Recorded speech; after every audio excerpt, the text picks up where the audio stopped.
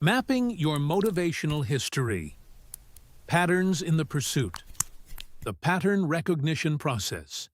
Every abandoned guitar lesson, forgotten language app, and dust-covered pottery wheel shares a structural signature, and most people never bother to read it.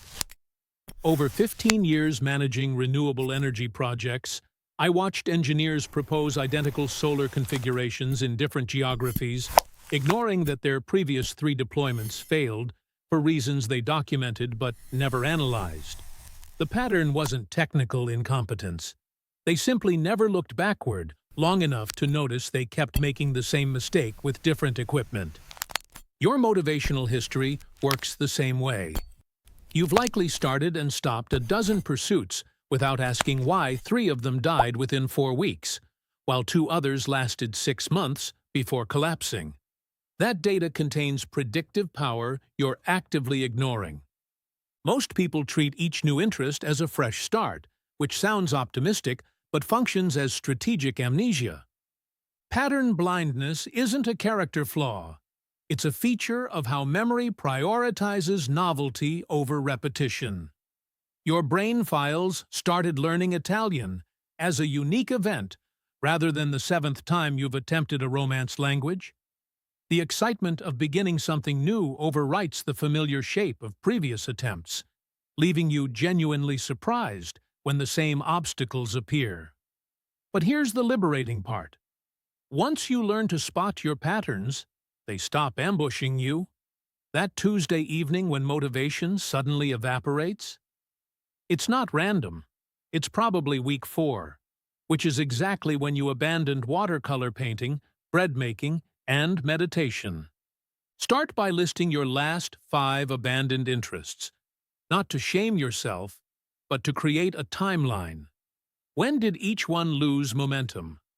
Was it after the initial supply purchase, the first frustration, the moment you realized practice was required? Did external circumstances intervene? Or did your attention simply drift elsewhere? Write down what you remember without judgment. You're an archaeologist examining artifacts, not a prosecutor building a case. Now look for the structural commonalities. Do you bail when things get difficult, or when they get boring? Do you lose interest after achieving basic competency, or before you ever reach it? Does the pattern shift depending on whether you started the pursuit alone or with others? These aren't rhetorical questions. They're diagnostic tools that reveal whether you're chasing mastery, novelty, social connection, or escape. And knowing which one drives you changes everything about how you approach the next interest that catches your eye. Triggers and trends. Unpacking influences. Triggers are the overlooked architecture of motivational collapse. They're the specific, repeatable conditions that precede abandonment. Not vague feelings, but concrete circumstances you can identify if you're willing to look honestly. During challenging project timelines, team members often disengage or leave, citing various reasons. A closer look reveals specific patterns. When regular weekend work cuts into cherished personal time, particularly Sunday mornings, engagement drops sharply. Studies confirm that work-life balance issues significantly drive turnover intention. ACLA, 2025. The trigger isn't burnout in general. It's the loss of that specific protected time. Your interests follow identical mechanics. External triggers announce themselves through visible events, schedule changes that eliminate your practice window, equipment failure that breaks momentum, losing a training partner, seasonal shifts that wipe out your preferred workout time. A colleague once abandoned marathon training not because running became difficult, but because daylight savings ended and her 6 a.m. route turned pitch black. She blamed her lack of commitment. The actual culprit was simpler. She'd never run in darkness and felt unsafe doing so. Internal triggers operate with surgical precision, but rarely announce themselves. They're psychological states that silently precede disengagement. the first moment of genuine frustration, the plateau that arrives after weeks of rapid progress, the comparison to someone 3 years ahead of you, the realization that this hobby requires developing skills you neither possess nor enjoy building. These triggers don't send warning signals. You simply notice you haven't practiced in 3 days. Then a week passes. Then it's been a month, and the equipment migrates to the closet. What makes triggers valuable is their predictability once you've mapped them. If every previous interest died when you encountered the first genuinely tedious fundamental skill, that's not bad luck or character weakness. That's a pattern you can prepare for or decide isn't worth fighting. Trends differ from triggers in their timeline. Where triggers are immediate events, trends are gradual shifts in how you relate to an interest over weeks or months. Your practice sessions grow shorter. The quality of engagement diminishes even when you show up. Enjoyment decreases while effort required increases. You start finding reasons to postpone what you once prioritized. These trends feel like natural loss of interest, but they often signal something more specific. Misalignment between what the activity demands and what you're currently equipped to give. Connecting the dots. Insights for growth. Understanding patterns without acting on them is like diagnosing a leak and then watching water pool on the floor. The value isn't in recognition, it's in what you do once you know what you're dealing with. This awareness changes the stakes entirely. When you've mapped your triggers and trends, you're no longer experiencing mysterious motivational collapses. You're encountering documented, predictable events. The first time you hit the tedious fundamental trigger in a new pursuit, you'll recognize it. Not in hindsight, but as it's happening. That split second of recognition creates a choice that didn't exist before. Some readers will use this awareness to push through. They'll see the pattern emerging, the subtle drift toward making excuses, the sudden appeal of another shiny interest, and they'll consciously decide whether this particular pursuit deserves their continued attention. Others will use it to exit gracefully, knowing they're not failing, but simply following a familiar script that no longer serves them. Both responses are valid. Both require the same foundation: knowing your patterns well enough to respond rather than react. The real power lies in strategic adaptation. If you know you lose interest when progress becomes invisible, you can engineer visible progress markers. If you know you bail when things get socially awkward, you can either find solo versions of your interests or deliberately practice sitting with that discomfort. If you know you're attracted to novelty over depth, you can either embrace being a curious generalist or build novelty into your approach to mastery. This isn't about fixing yourself. It's about designing around your actual operating system instead of pretending you run on someone else's software. The enthusiastic planner who abandons projects doesn't need more discipline. They need smaller, faster feedback loops. The perfectionist who quits at the first mistake doesn't need lower standards. They need early exposure to safe failure. The escape artist who buries problems under new hobbies doesn't need more interesting hobbies. They need to address what they're running from. Your patterns aren't character flaws waiting to be overcome. They're data points revealing how you're wired, what you value, and what conditions allow you to thrive. The goal isn't to transcend them, but to work with them intelligently, channeling your natural tendencies toward outcomes that actually matter to you. When you stop fighting your patterns and start leveraging them, the whole game changes. Understanding becomes empowerment, not just interesting self-knowledge you file away and forget. From loops to ladders, transforming insight into action. Decoding your motivation patterns. Pull out your last 3 abandoned interests and write down the exact week or day when each one stopped being exciting and started feeling like work. Not approximately, the specific moment when you noticed scrolling past practice sessions or finding excuses. This isn't therapeutic journaling, it's forensic analysis. Create 3 columns. What you were doing when momentum died, what external circumstances changed, and what internal dialogue appeared. One person might notice every interest collapse during project deadlines at work. Another recognizes the pattern emerges precisely when initial progress plateaus and incremental improvement becomes invisible. A third discovers that losing a practice partner or community connection precedes every abandonment by roughly 10 days.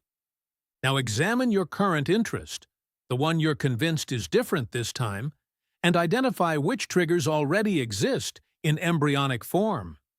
If your pattern shows you quit when visible progress slows, and you're currently 3 weeks into learning piano, you can predict the danger zone arrives around week 6, when chord transitions stop feeling miraculous and start feeling repetitive.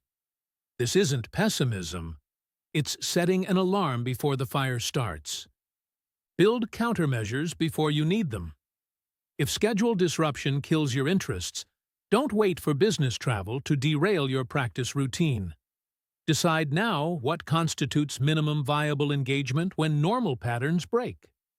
Maybe full guitar practice becomes impossible during your daughter's soccer season, but 10 minutes of chord review while dinner cooks becomes the bridge that preserves continuity. If comparison to advanced practitioners triggers your exits, unfollow the Instagram accounts now, before that voice appears. The exercise most people resist. Schedule the boring part. If you claim genuine interest in pottery, book 2 hours this week doing nothing but wedging clay, the repetitive, physically demanding process that contains zero creative expression. If you're learning Spanish, spend 30 minutes on verb conjugation drills without any fun conversational practice as reward. Your emotional response reveals everything. Genuine interest produces mild reluctance but underlying acceptance. You don't love it, but you'll do it because it serves something you actually want. Escapism generates elaborate rationalization about why this particular boring element doesn't really matter. Why you should focus on enjoyable aspects first. Why this rigid approach misses the point. Track one metric weekly that you've historically ignored. Not hours practiced or skills acquired, but emotional quality during engagement. Rate each session from 1 to 10 based purely on whether it felt like something you chose or something you're enduring. Observing a consistent decline in this emotional quality over several sessions can often precede abandonment by a noticeable period, providing ample opportunity to investigate what shifted, rather than discovering months later that you mysteriously lost interest. The pattern isn't your enemy. It's the most reliable intelligence you possess about how you actually operate when nobody's watching. Building a personalized action plan. Knowing why your guitar sits untouched reveals nothing if you can't translate that awareness into Tuesday evening when exhaustion wins and Netflix beckons. The journey from recognizing patterns to actually behaving differently requires more than insight. It demands scaffolding that supports your messiest, most resistant self. The action plan that survives contact with reality starts absurdly small. Not practice 30 minutes daily, but touch the instrument. Not complete a full workout, but put on gym shoes. This isn't motivational sleight of hand. It's acknowledging that on difficult days, the chasm between zero and something eclipses the gap between something and impressive.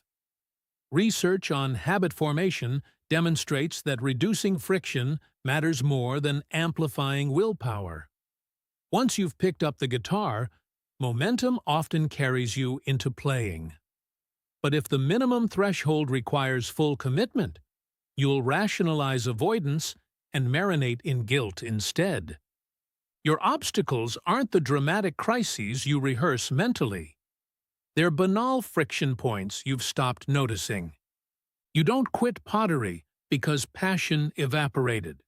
You quit because driving 40 minutes after work depletes decision-making reserves you simply don't possess on Wednesdays.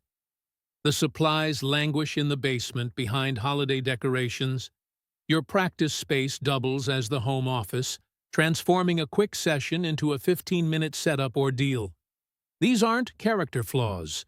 They're design problems masquerading as motivation failures. Eliminate friction instead of trying to overpower it. The guitarist who maintains contact keeps the instrument on a living room stand, not entombed in a closet case. The language learner embeds 5 flashcards into coffee brewing, avoiding the myth of dedicated study time. The runner sleeps in workout clothes. This feels trivial until you recognize that on low-energy days, 3 additional steps between intention and action form an impenetrable barrier. Your future unmotivated self needs present you to remove obstacles, not deliver inspirational speeches. When the 6-week slump arrives, and it will arrive with the reliability of seasonal weather, recognize it as the territory where actual skill development lives. You won't feel like practicing. Progress will seem invisible. The activity that once offered escape will taste like obligation. This doesn't signal wrong choices. It signals you've reached the phase where neurochemical novelty fades, and deliberate practice builds capabilities that eventually generate sustainable satisfaction. This is where most people mistake transition for termination. You're allowed to pause. The mythology equating a 2-week break with permanent failure causes more damage than the pause itself. Sometimes the strategic move is deliberately stepping back when circumstances genuinely don't support engagement. Illness, work crises, family emergencies. The crucial distinction lives between pausing with intention and ghosting with guilt. If you pause, establish concrete re-entry conditions. I'll resume pottery March 15th, when the deadline passes, rather than the lethal vagueness of when things calm down. The latter is how interests die quietly while you're looking elsewhere. Track contact, not performance. Did you engage this week? Not for how long, not how well, just whether you touched it at all. 3 scattered 10-minute sessions outperform 0-hour-long sessions abandoned because you couldn't locate sufficient time. Most people construct elaborate tracking systems for hours, logged and skills mastered, then abandon the whole apparatus the moment reality diverges from the blueprint. The useful metric is simpler and more forgiving. Maintenance of irregular contact. Progress compounds through sustained engagement, not linear ascent. Someone practicing inconsistently for 6 months develops more durable skill than someone maintaining flawless discipline for 6 weeks before evaporating. Studies on habit formation suggest that consistency matters more than intensity, and that building automatic behaviors often requires sustained effort over months, not weeks. The objective isn't transforming into someone else, disciplined, unwavering, eternally passionate. It's constructing enough structural support that your actual self, complete with constraints and inconsistencies, can maintain contact past the point where chemical excitement fades and genuine choice begins. Lally et al., 2010. Embracing flexibility and adaptability. Maintaining contact through irregular effort, instead of waiting for perfect conditions, reshapes how you approach any interest. But the strategy that carried you through week 6 will strangle you by week 30 if you treat your action plan as scripture rather than hypothesis. Flexibility isn't permission to quit. It's recognition that the person who started pottery isn't the person practicing it 6 months later. Your initial plan addressed anticipated obstacles based on past patterns. Reality delivers different ones. Your Tuesday evening availability evaporates when your partner's work schedule changes. The intermediate class you planned to join disbanded. The aspect you thought would bore you, glazing chemistry, becomes unexpectedly captivating, while wheel-throwing grows tedious. Rigid adherence to your original plan ignores the most valuable data, what you're actually experiencing. The amateur guitarist who discovers they prefer theory to performance shouldn't force themselves through recital preparation because that was the original goal. The language learner who finds conversation classes anxiety-inducing but devours grammar texts hasn't failed. They've discovered their natural learning mode. Adaptability means treating your action plan as a living document, not a binding contract. Review it monthly with honest questions. What's working? What feels forced? Where has my curiosity actually led me versus where I predicted it would go? This isn't abandonment. It's course correction based on actual intelligence, rather than hypothetical projections. The ironies pile up beautifully. You abandoned 5 hobbies because you couldn't sustain the initial approach, then created an action plan. Then, if you're not careful, abandon that too, because it became another rigid system you failed to maintain. The pattern repeats until you recognize that sustainability comes from building adjustment into the system itself. So yes, set your micro goals and track your patterns. But schedule periodic reality checks where you're allowed, encouraged even, to acknowledge that your relationship with this interest has evolved. The framework that launched your engagement might not be the framework that sustains it. And that's not failure. That's exactly what growth looks like when you're paying attention.